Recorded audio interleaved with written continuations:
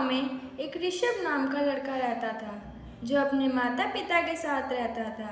ऋषभ के पिता उमेश एक मजदूर थे जो कि सेठ मनोहर के खेत में काम करते थे और ऋषभ की माँ सोना हाउसवाइफ थी जो कि बहुत बीमार रहती थी। उमेश जो भी पैसे खेती कर कर कमाते थे वह सारे पैसे सोना की बीमारी में लगा देते थे, जिसकी वजह से उनकी आर्थिक स्थिति बहुत बुरी थी और उनके पास केवल एक समय का ही खाना होता था। हमेशा की तरह आज भी उमेश खेती करने खेत में जा रहे थे कि तभी वह अपने बेटे ऋषभ से कहते हैं, बेटा, बारिश न होने की वजह से सारे खेत सूख गए हैं। सेठ मनोहर काफ़ी गुस्से में हैं। शायद वह इस महीने के पैसे भी ना दे, जिस वजह से तुम्हारी माँ की दवाई भी नहीं आ पाएगी और खाने को भी नहीं होगा। तो मेरा एक काम करो, शहर में जाओ, वहाँ मेरा छोटा भाई सोनू रहता है, शायद वह तुम्हारी मदद कर दे, तुम्हें कोई काम दिलवा दे। उमेश की बात सुनकर ऋषभ कहता है, पिताजी, यह वही छोटे भाई है ना जिससे हमारी एक बार लड़ाई हो गई थी? उमेश, हाँ, ये वही है, पर कोई नहीं, तुम्हें नौकरी पर लगवा देगा। ऋषभ, ठीक है पिताजी, मैं चला जाता हूँ। इतना कहकर उमेश खेती करने चला जाता है और ऋषभ अपनी माँ सोना के पास जाता है और बोलता है, माँ, मैं शहर में जा रहा हूँ, शायद बहुत दिन में लौटूँ, तुम अपना ध्यान रखना। सोना, ठीक है बेटा। इतना कहकर ऋषभ शहर के लिए निकल पड़ता है और शहर पहुंचकर वह अपने चाचा सोनू के घर जाता है और उसके घर जाकर दरवाज़ा खटखटाता है। सोनू जब दरवाज़ा खोलता है तो देखता है कि दरवाजे पर उसके बड़े भाई उमेश का लड़का खड़ा है और ऋषभ से बोलता है, तुम यहाँ क्या कर रहे हो? ऋषभ, चाचा, मेरे पिताजी ने यहाँ भेजा है, हमारे घर की हालत बहुत बुरी है, खाने को भी पैसे नहीं मिले हैं, माँ भी बहुत बीमार है, चाचा जी मेरी मदद करो, मुझे कोई काम दिला दो। उसकी बात सुनकर सोनू उसको अंदर बुला लेता है। सोनू अच्छा इंसान नहीं है, वह सिर्फ अपने बारे में ही सोचता है। ऋषभ को अंदर बुलाने का मतलब है उसके दिमाग में कुछ चल रहा था। ऋषभ सोनू के घर में आकर बैठ जाता है। सोनू सोचता है कि इसके पिताजी से तो मेरी लड़ाई हो रखी है, तो मैं क्यों इसकी मदद करूं? तभी सोनू के पास एक फ़ोन आता है। फ़ोन पर सोनू का दोस्त होता है। वह सोनू से कहता है, जो लड़का दारू बेच रहा था उसको पुलिस ने पकड़ लिया, अब हमें दूसरा लड़का चाहिए होगा। इतना सुनते ही सोनू को ऋषभ का ख्याल आता है और वह अपने दोस्त से बोलता है, मिल गया लड़का। तभी सोनू फ़ोन रखता है, ऋषभ के पास जाता है और बोलता है, ठीक है, मैं तुम्हें एक काम देता हूँ। सोनू की बात सुनकर ऋषभ बहुत खुश हो जाता है। तभी सोनू उसको एक दुकान पर लेकर जाता है।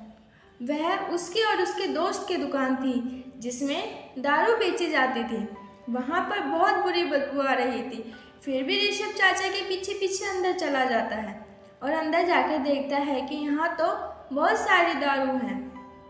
तभी सोनू ऋषभ से कहते हैं, ऋषभ, ध्यान से सुनो, ये दारू है और तुम्हें यही बेचनी है। ऋषभ नादान था, उसको कुछ नहीं पता था कि दारू बुरी चीज़ होती है और वह सोनू की बात मान लेता है और दारू बेचना शुरू कर देता है और दारू बेचकर जितने पैसे कमाता था सोनू उससे सारे पैसे ले लेता था और उसमें से थोड़े ही पैसे उसको देता था, पर ऋषभ थोड़े पैसे से ही खुश हो जाता था। ऋषभ दारू बेचने में इतना माहिर हो गया कि अब वह घर घर जाकर दारू बेचता था और उससे ढेरों रुपए कमाता था, जिस वजह से सोनू ऋषभ को अब ज़्यादा पैसे देने लगा। ऋषभ को शहर में रहते रहते काफ़ी टाइम हो गए थे और उसके पास पैसे भी हो गए थे। ऋषभ सोच रहा था कि अपने गांव जाकर पिताजी को पैसे दे आऊं और वह अगली सुबह उठता है तो अपने चाचा सोनू से कहता है, चाचा, आज मैं दारू बेचने नहीं जाऊंगा, आज मैं अपने गांव जाऊंगा, मुझे अपने पिताजी को ये पैसे देने हैं और इन पैसों से माँ की भी दवाई लानी है। सोनू, ठीक है बेटा, तुम जाओ, पर मेरी एक बात सुनो, अगर तुम्हारे तुम्हारे पिताजी या तुम्हारी माँ तुम्हारे काम के बारे में पूछे तो उनको मत बताना। ठीक है चाचा, मैं नहीं बताऊंगा। चाचा की बात मानते हुए ऋषभ घर से निकल जाता है और थोड़ी देर बाद ही अपने घर पहुंच जाता है।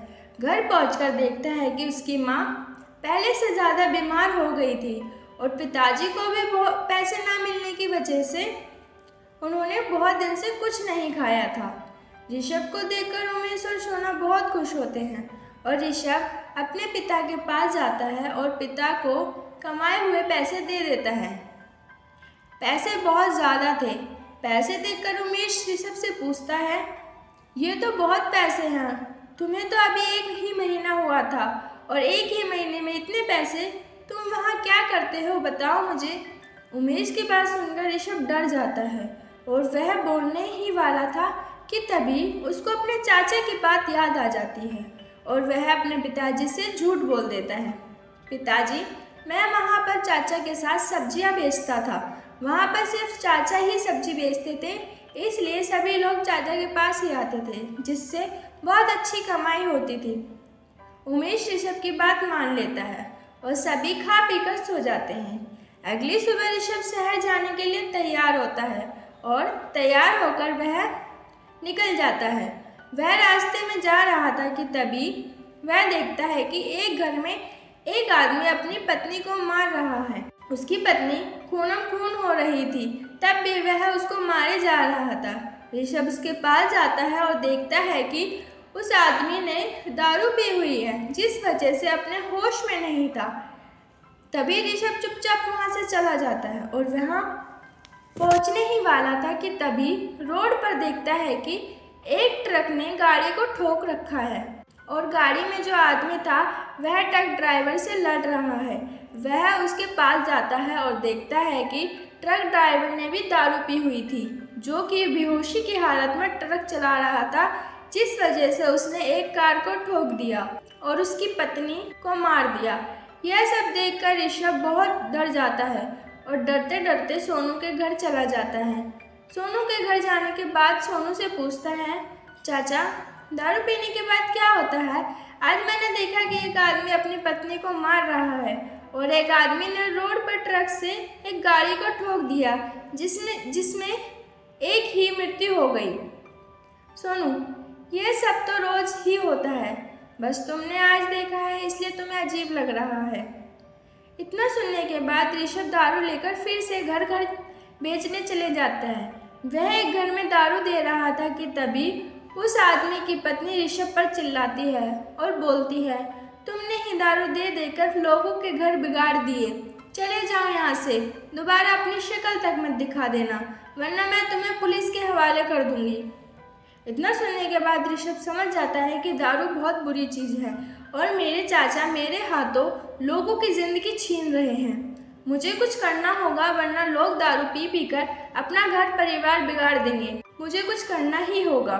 इतना सोचकर वह पुलिस स्टेशन में जाता है और अपने चाचा की दुकान के बारे में पुलिस वाले को सब बता देता है।